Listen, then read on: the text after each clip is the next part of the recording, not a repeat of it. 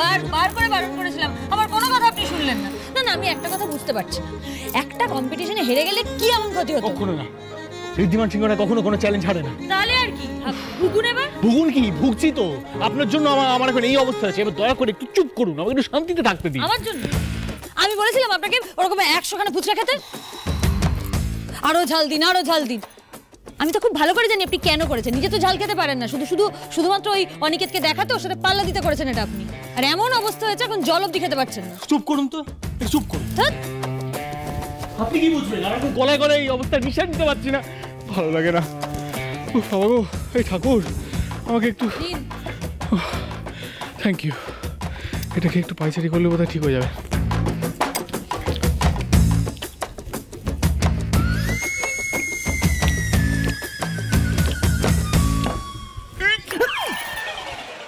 দে দে আমাকে। আরে বাবা ঠিক আছে।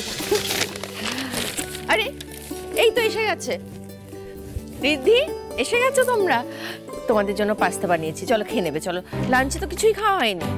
পাস্তা? হ্যাঁ পাস্তা, তোমার ফেভারিট তো। ডোন্ট ওয়ারি, অল্প চিজ দিয়ে বানিয়েছি, ইটস নট ফ্যাটনিং। খড়ির জন্য বানিয়েছি, চলো খেয়ে নেবে। চলো। মা, তুমি মানে পাস্তা করতে গেলে এইসবের আবার কি দরকার ছিল? কেন দরকার ছিল না? কেন আমি শুনি। এত বড় একটা ক্রাইসিস থেকে খড়িয়ে আমাদেরকে বের করে নিয়েছে, সেই আনন্দে আমি আজকে পাস্তা রেঁধে ফেলেছি তোমার জন্য, খড়ির জন্য। সত্যি আমাদের খড়ির কিন্তু কোনো তুলনা হয় না দিদি। ওর মতো সৎসাহসী দৃঢ়চেতা মেয়ে আমি আর দুটো দেখিনি, বিশ্বাস কর। ও কিন্তু আমাদের সবাইকে প্রমিস করেছিল যে সব আবার ঠিক করে দেবে। দেখ কি সুন্দর কথা রেখেছে।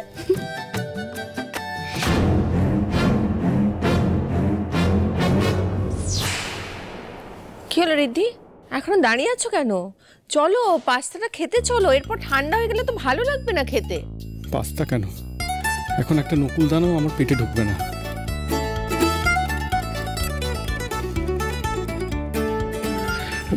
মানে অলমোস্ট বিকেল হতে চললো, এখন আর পাস্তাটা না খেয়ে বরং পরেই খাই রাতের দিকে।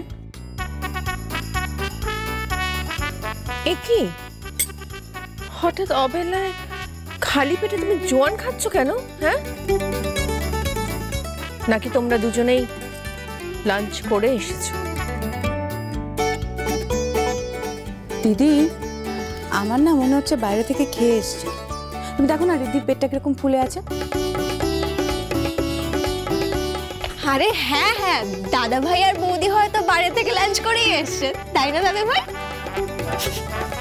কি হলো রিদ্ধি, তোমরা লাঞ্চ করে এসেছো? হ্যাঁ,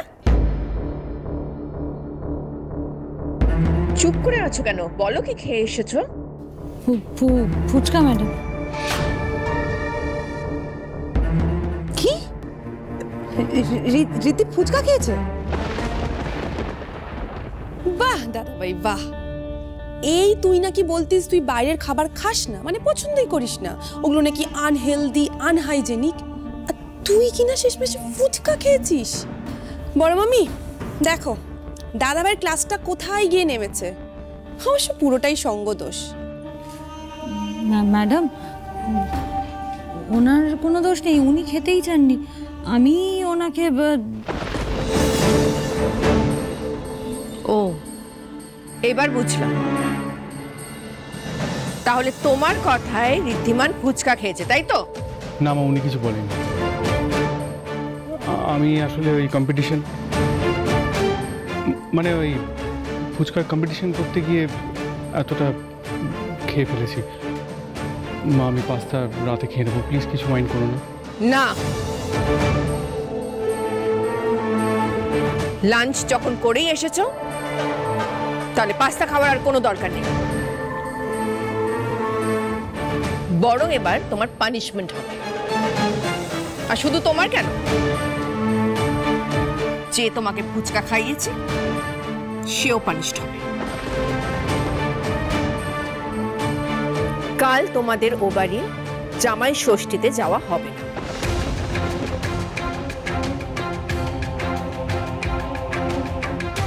ও দিদি দিদি এভাবে রাগ করো না গো, দেখো একটা দিনের তো ব্যাপার, যেতে দাও না গো প্লিজ। না ছোট,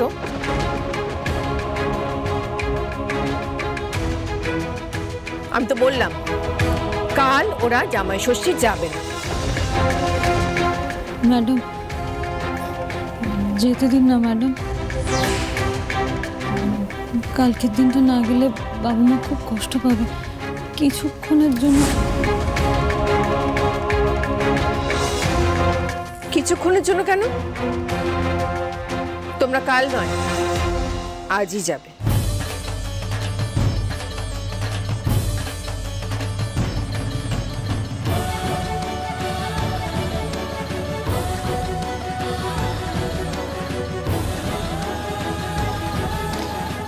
বুঝলি ছোট, হরির মা ফোন করেছিলেন, তো উনি বলছিলেন ওরা যদি আজকেই যায় তো ওনাদের ভালো লাগবে, তাই আমি আর না করলাম না। শোনো, ষষ্ঠীর জন্য সব শপিং করে এনেছি, আর আমি তোমার মায়ের জন্য স্পেশালি একটা শাড়ি চুজ করেছি, মাকে দেবে কিন্তু, ঠিক আছে? তাই বলে পাস্তাটা খাবে না সেটা কিন্তু চলবে না।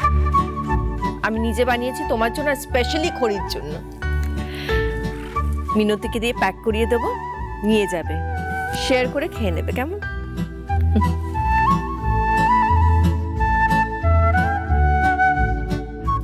ও দিদি শোনো না, বলছি যে ফুচকার কথাটা শুনে না কিরকম লোভ হচ্ছে। কিনছিস তুই? কি সব বলছিস? লোভ হচ্ছে? আমারও একটু লোভ হয়েছে। কাজ করবো, মিনতিকে বলবো কালকে আমাদের দুজনের জন্য নিয়ে আসতে, কেমন?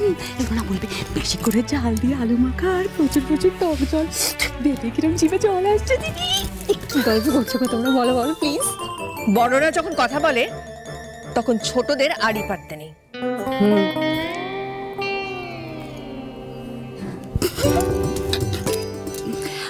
এই যে খুব আনন্দ করে কাটাবে দুজনে, বুঝলে?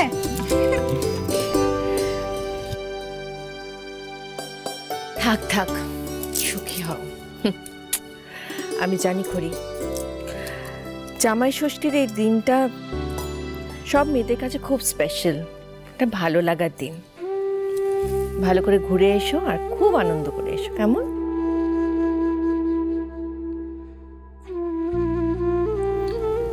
এবছরে দিদি আর রাহুলেরও প্রথম জামাই ষষ্ঠী হওয়ার কথা ছিল।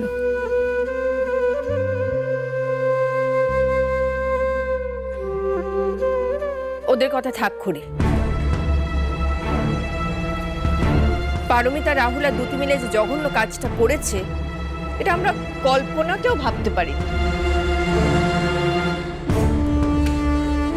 সেই জন্য তো এরকম একটা স্টেপ নিতে আমরা বাধ্য হয়েছি। ওদের জন্য খারাপ লাগছে ঠিকই, কিন্তু যে মানুষগুলো এত বছরেও আপন হতে পারে না তাদের কাছ থেকে কি আশা করবো বলো তো? কে জানে ওরা কোথায় আছে। চলে যাবো মানে? দিদি, কাল জামাই ষষ্ঠী, আর আজ আপনি আপনার মেয়ে জামাইকে বাড়ি থেকে বের করে দিচ্ছেন। ও দিদি, ঋদ্ধি যেমন আপনার জামাই, আমার রাহুলও তো আপনার জামাই। আপনি কোনোদিন ঋদ্ধির সঙ্গে এরকম আচরণ করতে পেরেছেন? ঋদ্ধিকে বাড়ি থেকে বেরিয়ে যেতে বলতে? না, বলিনি, কারণ বলার প্রয়োজন হয়নি। ঋদ্ধি বাবা রাহুল একই বাড়ির ছেলে, কিন্তু স্বভাবে চরিত্রে দুজনের মধ্যে অনেক ফারাক, সেটা আমি আস্তে আস্তে বুঝতে পেরেছি। আমি তো দুজনকে সমানভাবে ভালোবেসে সমানভাবে আদর করে আমার বাড়িতে ডেকেছিলুম। কি করে বুঝবো এতটা তফাৎ? একজন একেবারে ভগবানের মতো, আরেকজন একেবারে... সে যাক, আমি আর পরের ছেলে নিয়ে কি কথা বলবো?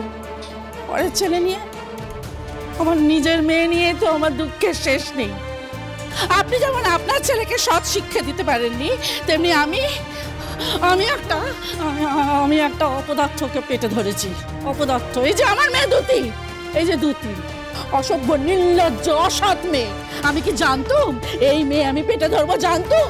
এসব আমার পাপের ফল, বুঝলেন? এসব আমার পাপের ফল। এই মেয়ের জন্য বারে বারে আমাদের মাথা হেঁট হয়েছে, বারে বারে।